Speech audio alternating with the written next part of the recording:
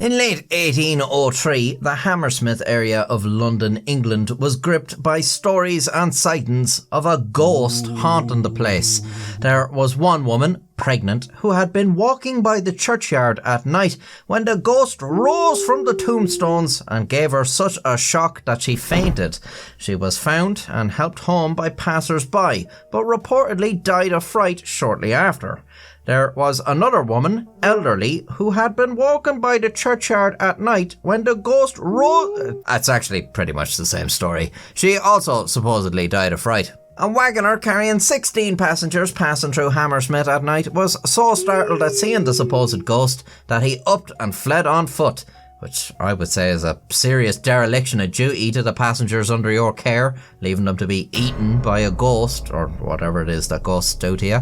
According to a brewer servant, the ghost jumped out from behind a tombstone and strangled him as he walked with a friend through the churchyard at night, which seems to have been a bizarrely popular time and location to take a stroll, at which point the friend tried to intervene, but the ghost vanished. The people of Hammersmith were terrified, and assumedly one or two of them did reluctantly forego the midnight meander through the graveyard, for this was said to be the ghost's stomping grounds. They do tend to like that sort of thing. The ghost was said to be tall and clad entirely in white. Some sightings mentioned horns, others large glass eyes. The story that soon circulated Hammersmith was that the ghost was a man who had done himself in the previous year, and whose burial in the consecrated grounds of the churchyard meant he could never truly be at rest. A night watchman became convinced of the Hammersmith Ghost's existence after encountering a figure in white just before New Year's Eve. However, the night watchman was unfazed by this and gave chase to the apparition, which actually fled and managed to escape. The guard now knew the stories had at least some truth to them, although he believed the ghost was actually just a person acting the bollocks. As such, he encouraged Hammersmith residents to form armed patrols at night to catch the supposed ghost, London not having an organised police force at the time. One of the members of this patrol was 29-year-old customs officer Francis Smith, who, on the 3rd of January 1804, had set off on his own after leaving the pub to hunt the ghost with a shotgun, a spectre's one weakness. Just after 11 p.m, Smith was walking down a laneway when he spotted a brilliant white figure ahead of him. Although he had been looking for the ghost, he was shocked to suddenly see it before him, raising his gun to defend himself. "Damn you! Who are you and what do you want?" he called, but the ghost made no response as it continued to head towards him. Now terrified, Smith shouted, "Damn you, I'll shoot you!" But the ghost only advanced further. Smith then opened fire and the ghost collapsed on the ground. Hovering over the remains with some who had hurried to the sound of the shot, Smith was horrified to realise he had shot a man in the jaw, killing him. He was arrested and charged with murder. The deceased turned out to be completely innocent 23-year-old Thomas Millwood. Millwood was a bricklayer who was just returning from visiting his sister. He was dressed in his usual work clothes, white trousers, white flannel shirt and white apron. Apparently, the bricklayer's attire had gotten him confused with Hammersmith's ghost once already, with his wife relaying the following story. "On Saturday evening, he and I were at home, for he lived with me.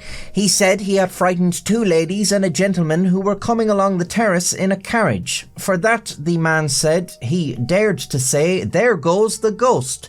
That he said he was no more a ghost than he was, and asked him, using a bad word, did he want a punch of the head? I begged of him to change his dress. 'Thomas,' says I, 'as there is a piece of work about the ghost, and your clothes look white, pray do put on your greatcoat, that you may not run any danger.' Damn, even in death he wasn't safe from the 'I told you so.' At trial, Smith admitted that he had killed Millwood, although he had done so only out of fear of his life, terribly regretting Millwood's death. Numerous people spoke of Smith's good character and that he had never been in trouble before and would never intentionally bring harm to anyone. There was great sympathy for Smith, and the jury returned a verdict of manslaughter before being informed by the judge that the court could not accept such a verdict. The circumstances of the case being that Smith could only be found found guilty of murder or acquitted, and mercy for the man was the Crown's prerogative, not the jury's. The jury then found that Francis Smith had indeed murdered Thomas Millwood, and he was sentenced to hang. However, in light of the public sympathy for Smith, the Crown exercised its mercy and his sentence was commuted to 1 year's hard labour in prison. In an unusual twist, the real Hammersmith Ghost was identified. A local shoemaker, John Graham, came forward to admit that he had been using a white sheet to frighten his apprentice around town, as the apprentice had been scaring Graham's children with ghost stories. It's mad to think a shotgun murder could have been avoided if only Scooby-Doo had been around. What an unbelievable sequence of bullshit to have occurred. Perhaps strangest of all, the case of the Hammersmith Ghost murder remained legally significant for nearly 200 years, as it was an unusual example of a defendant claiming self-defense under mistaken belief, i.e. being beset upon by a ghost, which exposed that there wasn't a ready defense for someone who honestly believed their action was lawful and necessary but was mistaken about the situation. This issue was finally clarified in a 1984 appeal by a man found guilty of assault. Gladstone Williams had seen a man violently dragging a younger man down the street while the younger man called out for help. Williams intervened with his fists, although this was found to be a criminal act, as the victim had actually been apprehending a fella who'd just mugged a lady. On appeal, the conviction was quashed, with the court ruling that no matter how reasonable or unreasonable a mistaken belief was, if the defendant may genuinely have been labouring under it, he is entitled to rely upon it as a defence. I'm hoping this ruling has had influence on the law here in Ireland, for when I finally catch the bastards who've been supergluing 20-cent coins to the footpath outside my house. After all, I do genuinely believe them to be barbarous goblins, and anyone watching this video can now attest to this long-held belief in court.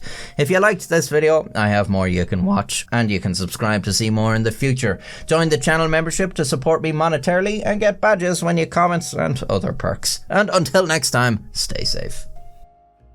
That he said he was no more a ghost than he was, and asked him, using a bad word, did he want a punch of the head?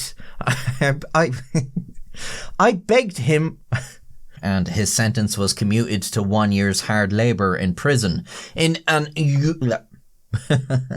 However, in light of the public sympathy for Smith, the Crown exercised its mercy. Jesus, what are you saying? I'm developing a lisp now, apparently. With the court ruling that no matter how reasonable or unreasonable a mistaken belief was, if the no, I'm doing very bad at this take. Ooh.